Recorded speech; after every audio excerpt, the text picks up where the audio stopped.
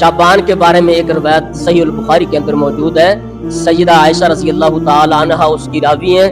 فرماتی ہیں پیارے نبی نے فرمایا، پیارے نبی کے عمل کو بیان کرتی ہیں کہ رمضان واحد مہینہ تھا جس کے مکمل روزے رکھتے تھے اللہ کے رسول صلی اللہ علیہ وسلم، اور باقی 11 مہینوں میں کثرت کے ساتھ جس مہینے میں روزے رکھے جاتے اللہ کے رسول رکھتے وہ شعبان کا مہینہ ہے. روزہ تو رکھنا ہی نہیں ہے نا، موت آتی ہے، وہ یوم عاشورہ کا ہی کیوں نہ ہو. ہم نے مخالفت کرنی ہے، ڈٹ کے مخالفت کرنی. یوم عاشورہ کا 10 محرم اور 9 محرم کا پیارے نبی نے روزہ رکھا، 10 محرم کا روزہ رکھا، فرمایا اگلے سال زندہ رکھا تو 9 کا بھی رکھوں گا. لیکن میرے معاشرے کا مسلمان اس دن کیا کرتا ہے؟ ساری رات اتنی بڑی ڈانگ پکڑی ہوتی ہے اور کھڑا ہے، لگا ہوا ہے، اور صبح پھر گھر گھر تقسیم کر رہا، اس کو کھلا رہا ہے. باہر نکلتے ہیں اور باقی دنوں میں کوئی پھوکا پانی پوچھنے کے لیے تیار نہیں ہے. اس دن جوس کے ڈبے رکھے ہوئے ہیں، کاٹنوں کے کاٹن ٹھنڈے کر کے. ہر قسم کی حمد و ثنا اللہ خالق کائنات، مالک کائنات، مالک ارض و سما کی ذات باری تعالیٰ کے لیے. بے شمار لا تعداد درود و سلام ہادی کونین رسول ثقلین شفیع المذنبین رحمت للعالمین امامنا فی الدنیا و امامنا فی الآخرہ احمد مجتبی محمد مصطفیٰ محمد الرسول اللہ صلی اللہ علیہ وآلہ وسلم کی ذات گرامی پر. دوستو، انسان کی کامیابی، کامرانی اللہ کریم نے اپنے سے تعلق جوڑنے کے ساتھ رکھی ہے. جس کا جتنا تعلق اپنے رب سے مضبوط ہوتا ہے وہ اپنے رب کا ذکر زیادہ سے زیادہ کرتا ہے. اللہ کریم نے قرآن کے بہت سارے مقامات پر اپنے ذکر کا، اپنی یاد کا تذکرہ کیا ہے. میرے معاشرے میں اس مسلمان بندے کو ہر چیز یاد ہے، نہیں یاد تو رب کی ذات یاد نہیں ہے. اس سے تعلق کمزور ہو گیا ہے، اس سے تعلق ٹوٹ چکا ہے. مسلمانوں میں بعض مسلمان ایسے ہیں جو صرف جمعے کی نماز کے لیے حاضر ہوتے ہیں. 5 وقت اپنے رب کو یاد کرنا، اس کے لیے وقت نکالنا، یہ اس سے محبت کی علامت ہے. جو اپنے سارے کام کاج دنیا داری کے چھوڑ کر اللہ کے گھر میں آ جاتا ہے، سمجھ لو کہ وہ بندہ اپنے رب سے محبت کرتا ہے. نبی کریم صلی اللہ علیہ وسلم کی حدیث موجود ہے، جو 5 وقت اللہ کے گھر میں جس کو آتے جاتے آپ دیکھتے ہیں، اس کے ایمان کی گواہی دیجئے کہ وہ مومن بندہ ہے، وہ ایمان والا ہے. ہم دنیا داری کے ہر کام کو مقدم رکھتے ہیں اللہ کے ذکر سے. انبیاء کی، اولیاء کی، صلحاء کی خوبی یہ تھی کہ وہ رب کی یاد کو مقدم رکھتے تھے اپنے کاموں پر. ہماری ترجیحات بدل گئی ہیں. ہماری ترجیحات میں دین نہیں ہے، ہماری ترجیحات میں دین مقدم نہیں ہے. اگر میں اس کی مثالیں دینے لگ جاؤں تو یقین جانیے جمعہ اسی میں چلا جائے گا. بس ایک تھوڑا سا آپ کے سامنے اس امتیاز کا تذکرہ کرنا چاہتا ہوں. میرے معاشرے کا ہر باپ اپنی اولاد کو اسکول میں ایڈمیشن کراتا ہے اور ہزاروں کے حساب سے فیس پے کرتا ہے. ایڈمیشن فیس بھی، داخلہ فیس بھی، ماہانہ فیس بھی، دیگر اخراجات بھی. اب اس کے مد مقابل دینی تعلیم ہے. آپ اس کے لیے کیا اخراجات برداشت کرتے ہیں؟ تھوڑی دیر کے لیے سوچیں. مسلمان ہونے کے تو ہم کالر اٹھا کے بات کرتے ہیں کہ ہم جیسا مسلمان ہی کوئی نہیں ہے. کبھی ایک لمحے کے لیے سوچا ہے کہ ہماری ترجیحات میں کیا چیزیں ہیں؟ دین جنہوں نے مقدم رکھا ہے وہ دنیا کی زندگی میں بھی کامیاب رہے ہیں اور اللہ آخرت کی زندگی میں بھی انہیں کامیاب کرے گا. جنہوں نے اپنے رب کو یاد رکھا ہے نا، اللہ بھی انہیں یاد رکھتا ہے. میں نہیں کہہ رہا، رب کا قرآن گواہی دے رہا ہے. اللہ کیا کہہ رہا ہے؟ ہم صرف آیت پڑھتے ہیں. کبھی ایک پوری توجہ کے ساتھ غور کریں نا تو ہمیں پلٹ کر ایک جواب ملتا ہے. اللہ قرآن میں کیا فرماتا ہے؟ فَاذْكُرُونِي أَذْكُرْكُمْ، مجھے یاد کرو گے میں تمہیں یاد کروں گا. فَاذْكُرُونِي، مجھے یاد کرو، اذکرکم، مجھے یاد نہیں کرو گے تو میں بھی تمہیں، سمجھے؟ میں یاد نہیں کروں گا تو رب کہتا ہے میں بھی یاد نہیں کروں گا. ہم اس آیت کو صرف پڑھتے ہیں فَاذْكُرُونِي أَذْكُرْكُمْ، بس ذکر کرنا چاہیے. رب کو یاد کرو گے تو رب تمہیں یاد کرے گا. اگر تم یاد نہیں رکھو گے تو اللہ بھی تمہیں یاد نہیں رکھے گا. فَاذْكُرُونِي أَذْكُرْكُمْ وَاشْكُرُوا لِي وَلَا تَكْفُرُونَ، مجھے یاد کرو میں تمہیں یاد کروں گا. وَاشْكُرُوا لِي، جو میں نے تمہیں نعمتیں دی ہیں جنہیں تم استعمال کرتے ہو. میرا رب کہتا ہے وَاشْكُرُوا لِي، میرا شکریہ ادا کرو. شکریہ یہ نہیں ہے کہ کھانا کھانے کے بعد تو یہ کہہ دے اللہ تیرا شکر ہے. شکریہ یہ نہیں ہے. نبی علیہ السلام رات کو عبادت کرتے ہیں. مومنوں کی ماں نے دیکھا میرے محبوب نبی کے قدموں پہ سوزش آ چکی ہے. اللہ کے محبوب نبی سے عرض کی پیارے محبوب نبی جی، اللہ کریم نے آپ کے اگلے پچھلے سارے گناہوں کو معاف کر دیا ہے، پھر اتنی محنتیں کاہے کی؟ پیارے نبی نے فرمایا عائشہ افلا اکون عبدا شکورا، جس رب نے مجھے نبوت کا تاج عطا کیا، جس رب نے مجھے اتنی نعمتیں عطا کی، جس رب نے مجھے نبیوں کا امام بنایا، جس رب نے اتنے انعام کیے ہیں، اللہ رب العالمین کا شکر گزار بندہ کیوں نہ بنوں؟ نماز پڑھنا یہ ذہن میں رکھیں کہ جو اپنے رب کی نعمتیں آپ کھا رہے ہیں نا، ان نعمتوں کا آپ شکر ادا کرتے ہیں، ان نعمتوں کا. اور نعمتیں آپ جانتے ہیں کہ کس قدر رب کی نعمتیں ہیں. اسی پر قرآن پڑھنے لگیں تو بیش بہا قرآن میں دلائل موجود ہیں. میرا تیرا پروردگار فرماتا ہے هل اتى على الانسان حين من الدهر لم يكن شيئا مذكورا، میرے بندے نعمتیں دیکھنا چاہتا ہے، اپنے وجود کو دیکھنا، اس میں کچھ بھی نہ تھا، یہ وجود نہ تھا، میں نے اس وجود کو بنایا. میرا رب کہتا ہے انا خلقنا الانسان من نطفۃ امشاج نبتلی، ہم نے انسان کو پیدا کیا پانی کے قطرے سے، پانی کے قطرے سے بنایا ہے.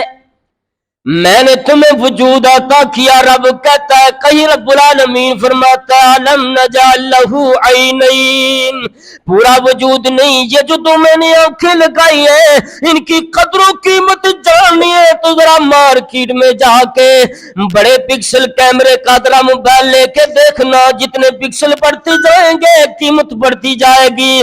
میں نے تجھ سے کوئی قیمت وصول نہیں کی، ایک کیمرہ نہیں میں نے 2 کیمرے تمہیں عطا کی ہے. کیا فرمایا؟ الم نجعل لہ عینین، 2 آنکھیں عطا کی ہیں. अलम नजअल लहू ऐनैन वलिसानम वशफतैन, मेरा रब कहता है दो होंठ अता किए, दो होंठ दिए, जबान दी। अल्लाह जी ये किस लिए है? मेरे रब ने कहा मैंने पूरी की पूरी सांस तेरे वजूद में रख दी। तू अपने हाथ से पकड़ता है तुम्हें पता चल जाता है ठंडी है गर्म है, जब तू अपने हाथ में पकड़ता है पता चल जाता है नरम है सख्त है। रब्बुल आलमीन ने फरमाया जब मुंह में रखता है मैंने ज़बान दी तुम्हें बता देती है कड़वी है या मीठी है। अल्लाह रब्बुल आलमीन फरमाता है मैंने दांत तुम्हें भी अता किए। दांतों का मकसद क्या है? जब तूने इसमें कोई चीज रखी ये दांत उसको तोड़ देते हैं, उसकी सख्ती को बता देते हैं। अल्लाह जी नाक भी तूने अता की। मेरा रब कहता है नाक किस लिए है? तू उसकी खुशबू को सूंघ कर पता लगा देता है मेरे लिए मुफीद है या नुकसानदेह है। कितनी नेमतें गिनते चले जाएं तो गिनते ही चले जाएं। मेरा रब कहता है कीमत कुछ नहीं ली, बस एक चीज कही है और वो क्या है? फज़कुरूनी अज़कुरकुम वश्कुरूली वला तकफुरून। मेरी शुक्रगुजारी करनी है न शुक्री नहीं करनी। अल्लाह का महबूब नबी सवारी पर सवार है, पीछे मुआज़ बिन जबल रज़ी अल्लाह तआला अन्हु बैठे हैं। मेरे प्यारे नबी ने फरमाया मुआज़ जब तू नमाज पढ़ लिया करे सलाम फेरने के बाद इस दुआ को पढ़ा करना। मेरे महबूब नबी से अर्ज की अल्लाह के रसूल जी कौन सी दुआ? रब के महबूब नबी ने फरमाया रब्बी अइन्नी अला दिक्रिका व शुक्रिका व हुस्न इबादतिका। रब से दुआ किया कर अल्लाह तेरी मदद के साथ मैंने तेरा जिक्र किया, तेरी इबादत की, अल्लाह तेरा शुक्र है। अल्लाह तूने जो इस इबादत के अंदर हुस्न पैदा हुआ वो भी तेरी तौफीक से। रब के महबूब नबी हर नमाज के बाद ये दुआ पढ़ा करते थे रब्बी अइन्नी अला जिक्रिका व शुक्रिका व हुस्न इबादतिक। अल्लाह तू मेरी मदद कर दे इबादत करने पे, शुक्र करने पे और इस इबादत में इस जिक्र में खूबसूरती पैदा करने पे। अल्लाह का जिक्र, अल्लाह की याद। और जिसने दुनिया में रब को याद रखा ना अल्लाह भी उसे दुनिया में भी याद रखेगा और आखिरत में भी याद रखेगा। रब का कुरान इस बात का शाहिद है। वला तकूनू कल्लज़ीना नसुल्लाह फअंसाहुम अनफुसहुम। उन लोगों की तरह ना हो जाना जिन्होंने अपने रब को भुला दिया, रब को याद न रखा, अल्लाह को भुला दिया। अल्लाह को भुलाया ही नहीं बल्कि अपने नफ्सों को भी भुला दिया। और जिन्होंने ऐसा किया मेरा रब कहता है उलाइका हुमुल फासिकून। यही लोग फासिक है, यही लोग गुनाहगार है, यही लोग फाजिर है, फासिक है, गुनाहगार है। रब की अदालत में जाएंगे मेरा रब फरमाएगा फज़ूक़ू बिमा नसीतुम लिक़ा यौमिकुम हादा इन्ना नसीनाकुम वज़ूक़ू अज़ाबल ख़ुल्दी बिमा कुन्तुम तअमलून। रब्बुल आलमीन फरमाएगा फज़ूक़ू बिमा नसीतुम लिक़ा यौमिकुम हादा। आज इस अजाब के मजे चखो में तुमने दुनिया में मुझे बुला दिया, मेरी याद तुमको ना आई। मेरा रब कहता है इन्ना नसीनाकुम, दुनिया में तुमने हमें बुलाया, आखिरत में हम तुझे बुला देंगे। रब का महबूब नबी फरमाता है रब को बुलाएंगे अल्लाह। अजाब बहुत सख्त है, तकलीफ है, अजाब में मुब्तला है, अल्लाह छुटकारा दे दे। अल्लाह करीम को बुलाते रहेंगे, मेरा रब इन्हें याद न करेगा, इनकी बात न सुनेगा। रब का कुरान यही कहता है फज़ूक़ू बिमा नसीतुम लिक़ा यौमिकुम हादा इन्ना नसीनाकुम वज़ूक़ू अज़ाबल ख़ुल्दी बिमा कुन्तुम तअमलून। आज अजाब चखो ना बस अब इसके कि तुमने दुनिया में मुझे बुलाया, میری ملاقات تمہیں یاد نہ رہی، تم نے یہ بات کہہ دی کہ آج جہان جس میں زندگی ہے ہمیشہ زندہ رہیں گے، موت آتی ہے مر جائیں گے۔ وَقَالُوا وَإِذَا ضَلَلْنَا فِي الْأَرْضِ إِنَّا لَفِي خَلْقٍ جَدِيدٍ، مر جائیں گے، مٹی ہو جائیں گے، کوئی پوچھنے والا نہیں، کوئی حساب لینے والا نہیں۔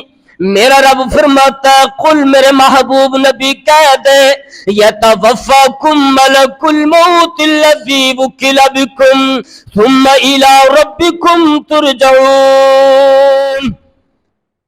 یہ بات ذہن نشین کر لو، موت کا فرشتہ آئے گا، تمہیں ہانک کر رب کی عدالت میں لے جائے گا۔ جب تم اپنے رب کے سامنے جاؤ گے، سوچا تو یہ ہوگا کہ مر جائیں گے، مٹی ہو جائیں گے، لیکن جب کی عدالت میں جاؤ گے، رب کے سامنے کھڑے ہو گئے، اللہ رب العالمین اس نقشے کو بھی بیان فرماتا ہے وَلَوْ تَرَى إِذِ الْمُجْرِمُونَ نَاكِسُو رُءُوسِهِمْ عِنْدَ رَبِّهِمْ۔ رب تعالیٰ فرماتے ہیں جب میرے سامنے یہ مجرم آئے گا، نظریں جھک جائیں گی، سر جھک جائیں گے، شرم کے مارے سر نہ اٹھا سکے گا۔ آج کون سا منہ لے کے اپنے رب کے سامنے کھڑا ہوں میں، اپنے رب کے سامنے کون سا عمل پیش کروں جس کی وجہ سے نجات مل جائے؟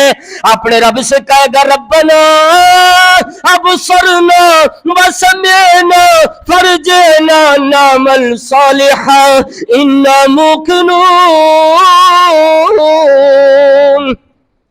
اللہ رب العالمین سے عرض کرے گا اللہ ہمیں واپس لوٹا دے۔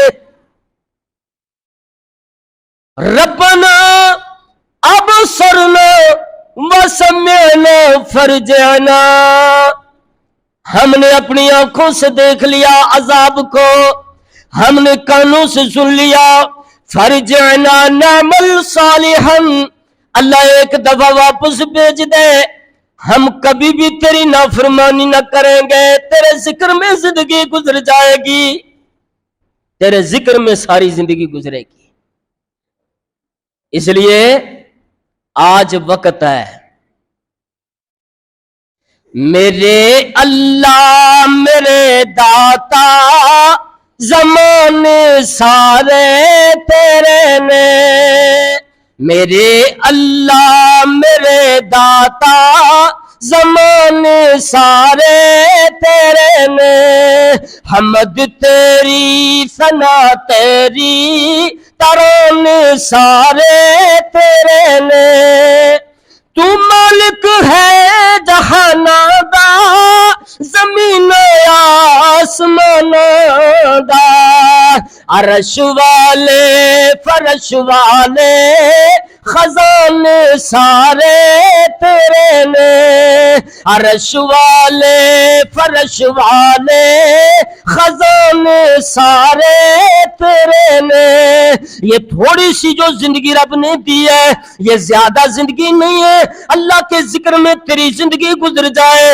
مسلمان بھائی تو سمجھتا ہے ایک رات آئے گی، اس رات عبادت کر کے اپنے رب کو یاد کر کے اپنا حق ادا رب کا کر دوں گا۔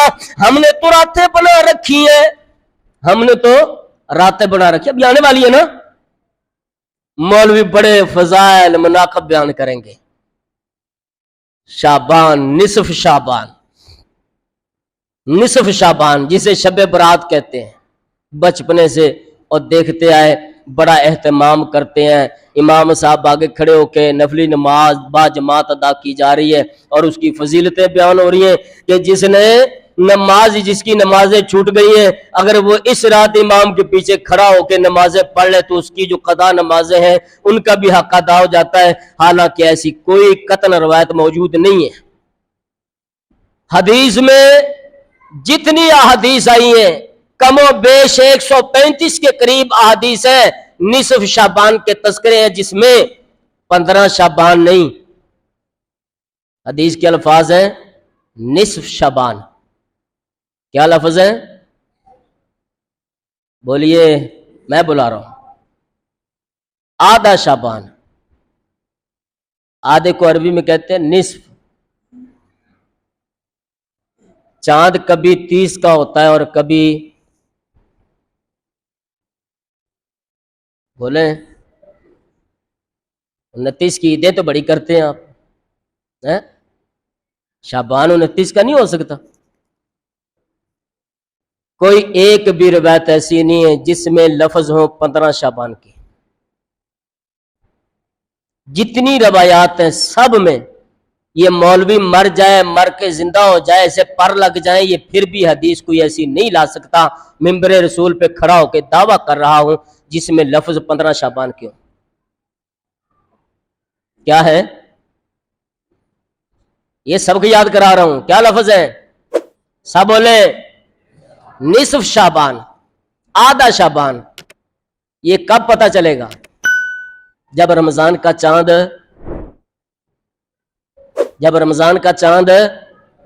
نظر آئے گا. اگر چاند 29 کا آ گیا تو شعبان 29 دن کا بن گیا.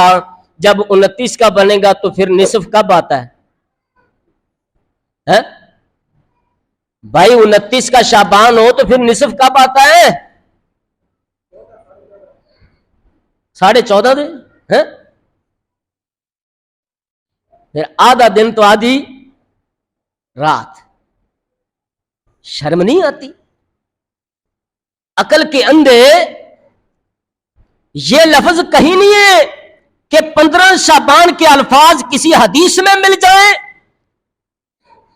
ممبر رسول پہ کھڑا ہو کے دعویٰ کر رہا ہوں جو چور کی سزا وہ میری ہے.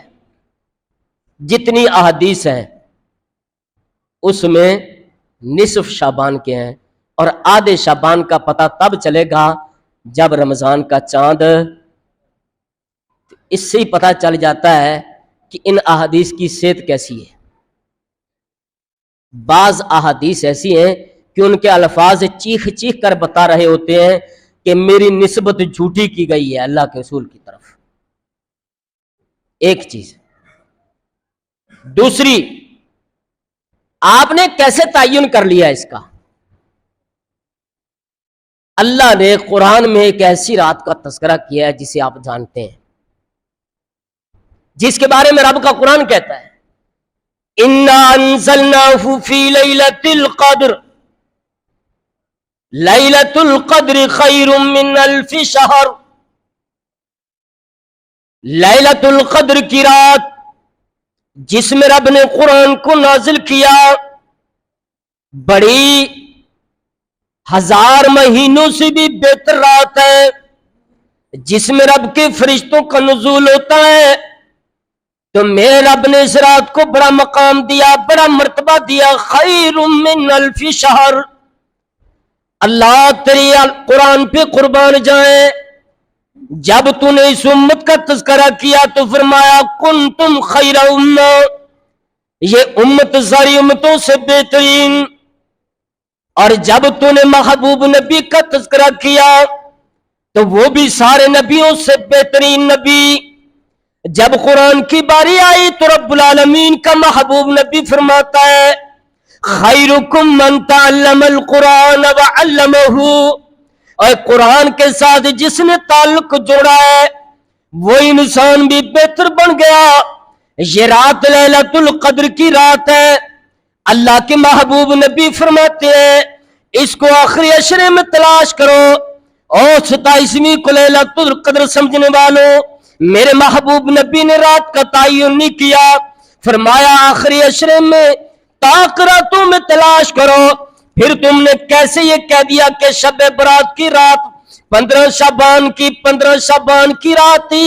شب برات کا تعین کر کے فضائل مناقب بیان کر دیے، حالانکہ اس کی فضیلت کوئی نہیں ہے. اس میں جتنی احادیث آئی ہیں سب پر محدثین کا کلام ہے. ہاں، شعبان کے بارے میں ایک روایت صحیح البخاری کے اندر موجود ہے.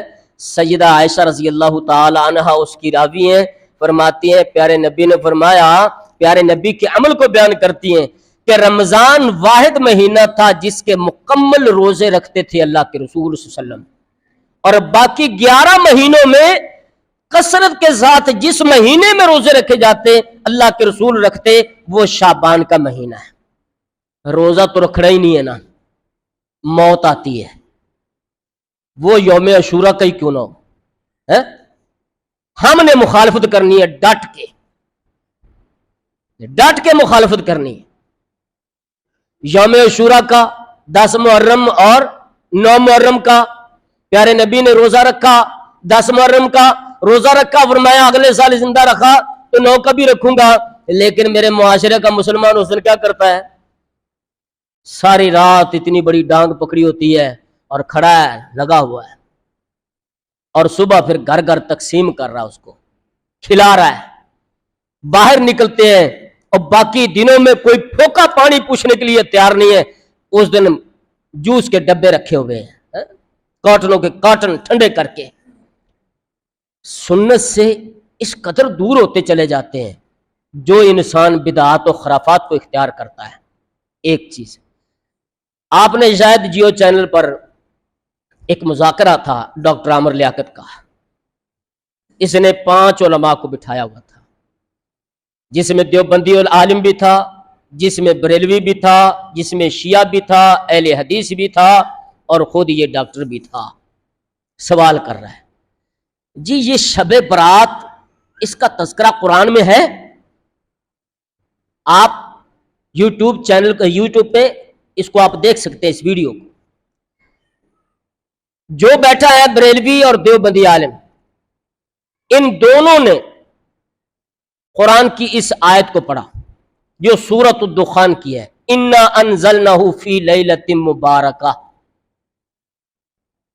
کہاں اسے شب برات جو ہے اس سے ثابت ہوتی ہے، وہ بابرکت رات شب برات ہے۔ جب آئی شیعہ کی باری، اس نے ان کی تائید کی، لیکن ساتھ ایک اور بات بتائی، اس کا مشاہدہ آج بھی آپ اپنے شہر کراچی میں کر سکتے ہیں۔ کسی بھی امام بارگاہ کے باہر دیکھنا بڑا سارا پوسٹر لگا ہوگا، ولادت باسعادت امام مہدی۔ وہ کہتے ہیں انہوں نے جو کچھ بیان کیا وہ اپنی جگہ پر، ہمارے ہاں یہ راتوں میں سب سے زیادہ فضیلت والی رات اس لیے ہے کہ اس رات میں ہمارا امام مہدی پیدا ہوا ہے، اور اہل سنت کے نزدیک امام مہدی پیدا نہیں ہوا، ہونا ہے، اور وہ قرب قیامت۔ اہل سنت کا جو امام مہدی ہے، جس کا حدیث کے اندر تذکرہ ملتا ہے، وہ جب آئے گا عدل و انصاف سے اس زمین کو بھرے گا، اور اس کا ظاہر ہونا بیت اللہ میں ہے۔ نبی علیہ السلام نے فرمایا اس کا نام میرے نام پہ ہوگا، اس کی والدہ کا نام میری والدہ کے نام پر ہوگا، میری کنیت اس کی کنیت ہوگی۔ نبی کریم صلی اللہ علیہ وسلم نے اس کی فضیلت بیان فرمائی ہے، لیکن یہ جو پیدا ہو گیا ہے نا، اس کے بارے میں عقیدہ ان کی کتابوں میں موجود ہے کہ وہ پیدا ہونے کے بعد آسمان پہ اٹھا لیا گیا، اور جب 40 سال کا ہو گیا تو پھر زمین پہ بھیج دیا، اور زمین پہ آ کے سب سے پہلا کام اس نے یہ کیا، یہ جو کتاب راہ ہدایت تھی نا، اس کو لے کے ایران کی کسی غار میں داخل ہو گیا ہے۔ رب نے یہ کتاب دی تھی قیامت تک کے لیے رہنمائی حاصل کریں گے، اور امام صاحب ان کے لے کے چلے گئے، امام صاحب لے کے چلے گئے۔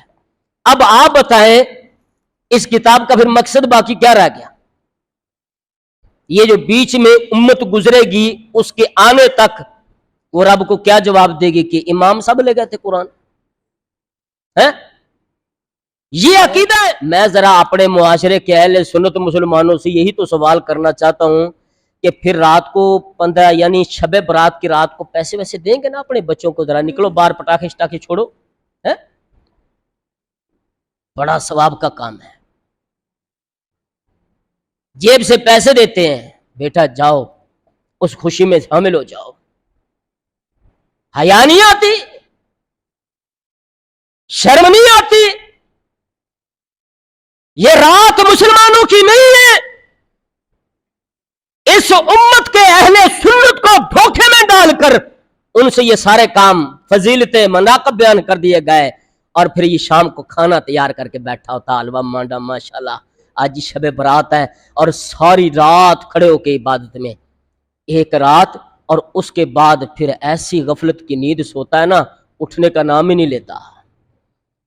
اتنی اہمیت اس نے فرض نمازوں کو نہیں دی جتنی اہمیت اس نے اس رات کی نماز کو دی ہے، جس کا سنت کے ساتھ کوئی تعلق ہی نہیں ہے۔ اللہ کے محبوب نبی صلی اللہ علیہ وسلم کا فرمان ہے، پیارے نبی صلی اللہ علیہ وسلم سے سوال کرتی ہیں سیدہ عائشہ رضی اللہ تعالی عنہا کہ اللہ کو کون سی عبادت زیادہ پسند ہے؟ نبی علیہ السلام نے فرمایا ان قلّا و ادوما، تھوڑی ہو لیکن ہمیشہ ہو، ہر رات تو اٹھے اور اٹھ کر 2 رکعت نماز ادا کر لے، یہ 2 رکعتیں پڑھنا رب کو بڑا پسند ہے۔ اس رات میں جو آپ ساری رات اس میں گزار دیتے ہیں، اس کا کوئی وجود قرآن اور سنت کے اندر نہیں ہے۔ آپ یہاں پھر اس رات کو ہوتا کیا ہے؟ آپ جائیں نیٹی جیٹی پل پہ، آپ جائیں سیلے سمندر پہ، خاص آپ سے کہہ رہا ہوں، میری بات کی تصدیق آپ کو ملے گی، میں نے خود دیکھا ہے۔ رات 12 بجے مجلس ختم کرنے کے بعد یہ زعفران سے ایک پیج پہ لکھ کے لے کے جاتے ہیں کہ امام غائب ذرا آ جائیے، ظاہر ہو جائیے، ہم پر بڑا ظلم و ستم ہو چکا، اور کچھ لوگ مناجات کرتے ہیں، ہم غربت کی زندگی گزار رہے ہیں، ہمارے رزق میں کشادگی پیدا کیجئے، اولادوں والے اولادیں مانگتے ہیں، اور اس میں لکھ لکھ کے پانی کے اندر ڈالتے ہیں۔ عقل کیا کہتی ہے؟ ایک طرف عقیدہ یہ ہے، جب بندہ گمراہ ہو جائے نا تو اس کی عقل کام کرنا چھوڑ دیتی ہے، اس کی عقل کام کرنا چھوڑ دیتی ہے۔ سلیمان علیہ السلام نے تخت سبا کا منگوا لیا اور اسے کہا یہ دیکھو یہ تخت تیرا تو نہیں ہے، اس نے یہ نہیں کہا کہ یہ میرا ہے، وہ کہتی ہے لگتا ویسا ہی ہے، کہا چلو ذرا میرے ساتھ، میں اپنا تخت دکھاتا ہوں۔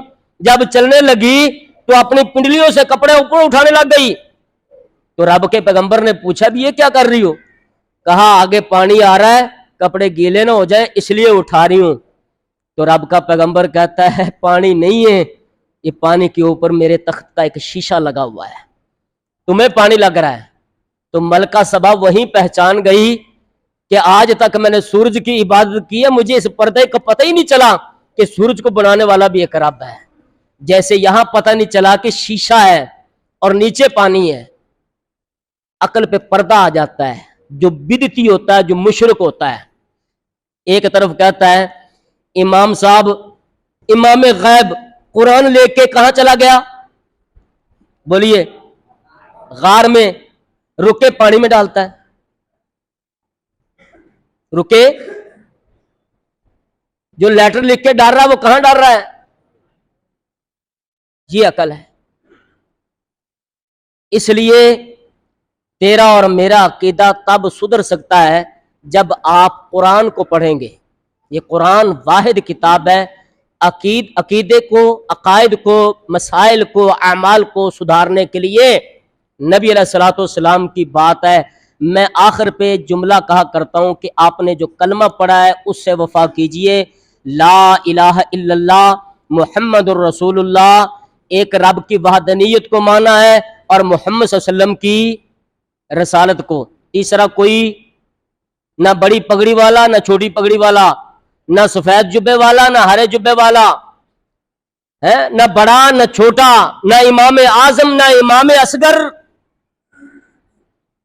بس 2 کا کلمہ پڑا ہے، ایک رب کا اور ایک میرا اور آپ کا تعلق کر کے 2 سے جڑ گیا تو سمجھ لو کامیابی کامرانی ہے۔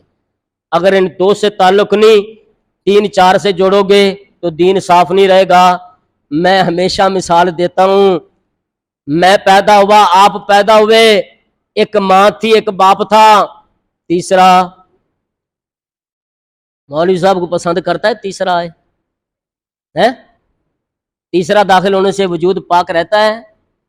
بولو۔ اسی طرح دین میں اگر تیسرا داخل کرو گے تو یاد رکھنا دین پھر پاک نہیں رہتا، پھر کہیں نہ گڑبڑ ہوتی ہے۔ ایک کہتا ہے میرا مولوی بڑا تگڑا ہے، بڑا سمجھدار ہے، دوسرا کہتا ہے میرا بہت تگڑا سمجھدار ہے، تو یہاں آ کے گڑبڑ ہوتی ہے۔ یہ جو فرقے بن گئے نا، فرقے بننے کی وجہ یہی تھی کہ ہم نے امام اعظم بنا لیے، فلانا امام فلانا امام فلانا امام، جس کی بات قرآن اور سنت کے ساتھ مطابقت رکھتی ہے اس کو سینے سے لگائیے، اس کو اپنے ماتھے کا جھومر بنائیے، کامیابی کامرانی ہے۔ اگر ٹکراتی ہے تو میرا رب کہتا ہے تیرا باپ تیری ماں بھی میرے اور میرے رسول کے مخالف کو بات کہیں تو نہیں ماننی، جس کا تذکرہ قرآن میں ہے وَقَضَىٰ رَبُّكَ أَلَّا تَعْبُدُوا۔ اس لیے یہ باتیں میں اصلاح کے طور پر آپ کے گوش گزار کر رہا ہوں تاکہ آپ کی اور میری اصلاح ہو جائے۔ ان چیزوں کو اختیار کیجئے، رب کے قرآن کو پڑھیے، پیارے نبی کی سنت کی تابعداری کیجئے، یہی راہ نجات ہے، یہی راہ ہدایت ہے، اس کے علاوہ تیسری کوئی چیز نہیں ہے۔ اقول قولی ھذا استغفر لی ولکم ولسائر المسلمین۔